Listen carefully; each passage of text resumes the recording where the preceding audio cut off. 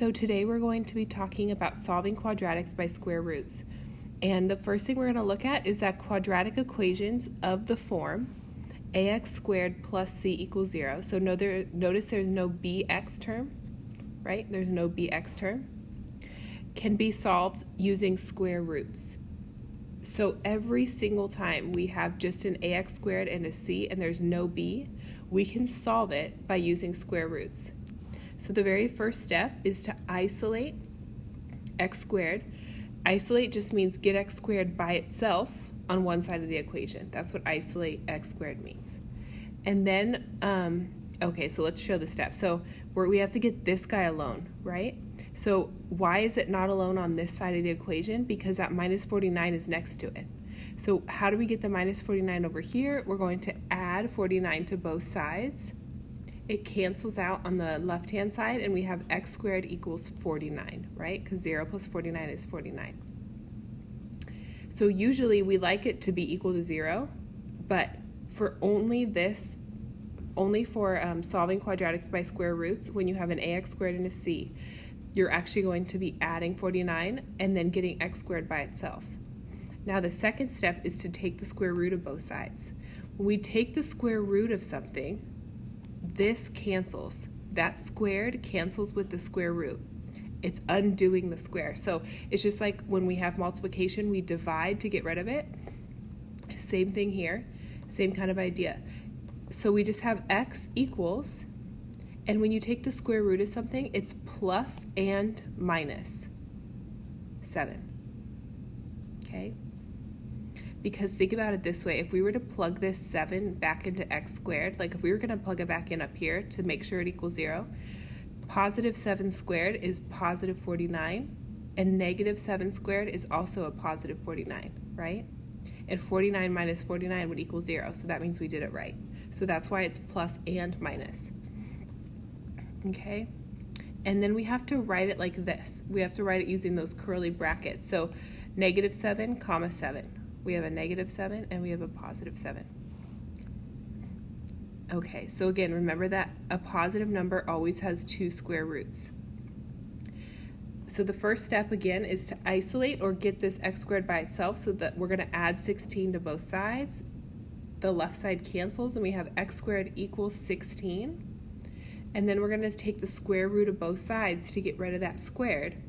The square root cancels out with that squared, and we have x equals, the square root of 16 is 4, but remember we have plus and minus 4. And then we have to write it using those curly brackets. So x equals negative 4 and 4. Okay, we have to get, okay, I already said this up there, but the reason it's plus and minus, meaning positive and negative, is because when you plug the answer back in, you get a positive number. So for example, if we have x squared equals 16, right, because we had it right here, x squared equals 16 before we took the square root. If we plugged in negative 4 here, negative 4 squared is positive 16. And also positive 4 squared is 16, right? So if we plug in a negative to that squared, or if we plug in a positive to that squared, we're still going to get a positive number. Okay, so let's go on to number 2. So number 2, we have to get x squared alone, so we're going to add 100 to both sides. We have x squared equals 100. To get rid of that squared, we're going to take the square root of both sides. That cancels. So x equals, the square root of 100 is 10, so don't forget to write plus and minus 10, and we write it using those curly brackets. Okay, look at number 3. So we're going to subtract 25 from both sides because it's a plus 25, so the opposite of positive is negative. So we're going to subtract 25. Those two cancel, and we have x squared equals negative 25.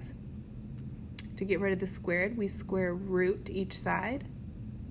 But look at the inside. You see how it's a negative on the inside of the square root? You see how it was a positive here and here? We cannot have a negative under a square root. If you plug that into your calculator, you're going to get you're going to get like an error message because you can't take the square root of a negative number. So that has no solution. And you could try plugging that into your calculator just to see. Okay, number 4, we will need to get that x squared term, so this squared. We need to get it by itself, so we're going to subtract 7 from both sides. So this side cancels out. We don't have any more 7's here, so we just have x squared equals, and then 88 minus 7 is 81. Now we have to take the square root of both sides. That cancels out, and we have x equals, the square root of 81 is plus or minus 9. So x equals negative 9, and 9 is our answer. Okay, number 5, we have to get that x squared alone. So we're going to add 5 to both sides first. So we have x squared equals positive 1, and we're going to take the square root of both sides. The left side, the square root and the squared cancel, so we have x equals plus and minus. Well, the square root of 1 is just 1, so x equals plus and minus 1. So negative 1 and positive 1. Okay, number 6, again, we have to get that x squared alone. We cannot just take the square root right away. This is not alone because it has that 6 next to it. This is multiplication. So in order to get rid of that 6, we're going to divide each side by 6. So that side cancels out, and we have x squared equals 9, because 54 divided by 6 is 9. Now we have the x squared alone, so we're going to take the square root of both sides, and we have x equals plus and minus 3, and we write it using the curly bracket, so negative 3 and 3. Okay, number 7, we have to get that x squared alone, so we're going to divide each side by a negative 2. So these cancel, and we have x squared equals positive 49. A negative divided by a negative is a positive 49. If we had a negative here and we took the square root, it would be no solution, right? But a negative divided by a negative is a positive. Now we're going to take the square root of both sides, so we have x equals plus and minus 7, and this is how we write it, negative 7 and 7. Okay, so look at this. Remember solving with fractions? Except we never had an x squared before, but we had 3/4 x equals 48. How do we get rid of a fraction here? We're going to multiply by the reciprocal. Remember we flipped this? It's called the reciprocal, 4 over 3. We're going to multiply that to both sides. So here the 4's cancel and the 3's cancel. So we just have x squared left, and now we're going to put the 48 over 1 to make this a fraction and just multiply across. You could also cross cancel here and divide those two, or you could just say, okay, well 48 times 4 is 192, 1 times 3 is 3, so 192 divided by 3 is 64. So x squared equals 64, and then take the square root of both sides. So we have x equals square root of 64 is 8, so plus and minus 8, and our answer is negative 8 and positive 8. Okay, so here we have 2 steps. First we have to add the 108 to both sides, because remember our goal is to get that x squared alone. We're going to cancel out the 108's on the left side, and we have 3x squared equals 108. And then we have to still get this x squared alone, so we have to divide by 3. So x squared equals 36, and when you take the square root of both sides, x equals plus and minus 6. So negative 6 and positive 6 is your answer. Okay, so we have to get that x squared piece alone, so we have to add 45 first. So we have 5x squared equals 45, and then divide by 5. This side cancels out, and we just have x squared equals 9. Take the square root of both sides. X equals plus and minus 3, so x equals negative 3 and positive 3. Okay. So again, we have to get that 7x squared alone. First, we're going to subtract 66 to both sides. So 7x squared equals negative 63.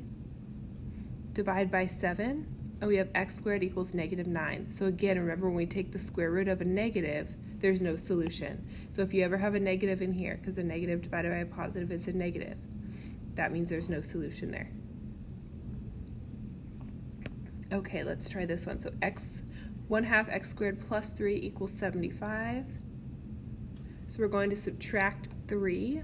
Those cancel out. We have 1/2 x squared equals 72. So again, to get rid of a fraction, we multiply by the reciprocal. And we're going to put that, and those 2's cancel, those 1's cancel, so we just have x squared left, and we're going to put that 72 over 1, so we can just multiply across. 72 times 2 is 144, and then 1 times 1 is 1, so 144 over 1 is 144. And then we square root both sides, so x equals square root of 144 is 12, so plus and minus 12. So we have negative 12 and positive 12. Okay, here, now, look what happens here. We're going to add 16, right? So we have 9x squared equals 16. And then we're going to divide by 9. Now, does this go, well, let's do this side first. So we have x squared equals 16 over 9. These two do not go into each other. If you put 16 divided by 9 in your calculator, you get a decimal. But if we take the square root of both sides, again, that cancels out, so we have x equals, now look at this. What's the square root of 16? The square root of 16 is 4, and the square root of 9 is 3, right? And then we have to put that plus and minus because we took the square root. So that's it. Our answer is negative 4 over 3 and 4 over 3. Okay, first step here, subtract 10. So 25x squared equals 36. Divide by 25. That left side cancels out. We have x squared equals 36 over 25. Again, this doesn't go in evenly, so we have to just leave it like that. And we're going to take the square root of both sides, but the square root of 36 is 6, and the square root of 25 is 5, so we have plus or minus 6 over 5, and that's your answer.